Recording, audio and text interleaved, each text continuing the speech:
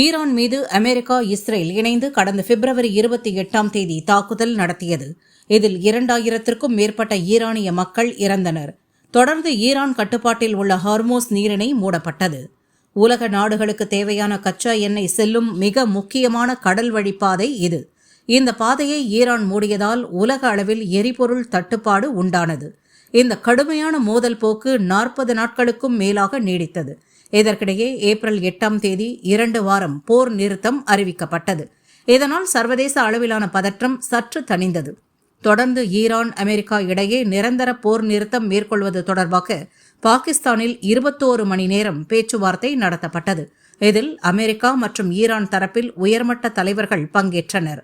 ஆனால் இந்த அமைதி பேச்சுவார்த்தையில் உடன்பாடு எதுவும் முடிவாகவில்லை. பேச்சுவார்த்தை தோல்வியடைந்துவிட்டது என அமெரிக்கா தெரிவித்தது. ஈரானிய துறைமுகங்களை முற்றுகையிடுவோம், பொருளாதார நெருக்கடி நீடிக்கும் என அமெரிக்கா அறிவித்தது. இதனால் மேற்காசிய பகுதியில் மீண்டும் பதற்றம் அதிகரித்தது. இருந்தாலும் போர் நிறுத்தம் நீட்டிப்பு தொடர்ந்து அமலில் இருந்தது. இந்த நிலையில் அமெரிக்காவுடன் மீண்டும் போர் ஏற்படக்கூடும் என்று ஈரானின் ஆயுத படைகள் எச்சரித்துள்ளன. அமெரிக்கா எவ்வித ஒப்பந்தத்திற்கும் உடன்படவில்லை. இரு நாடுகளுக்கும் இடையே போர் நிறுத்த ஒப்பந்தம் எதுவும் ஏற்படவில்லை.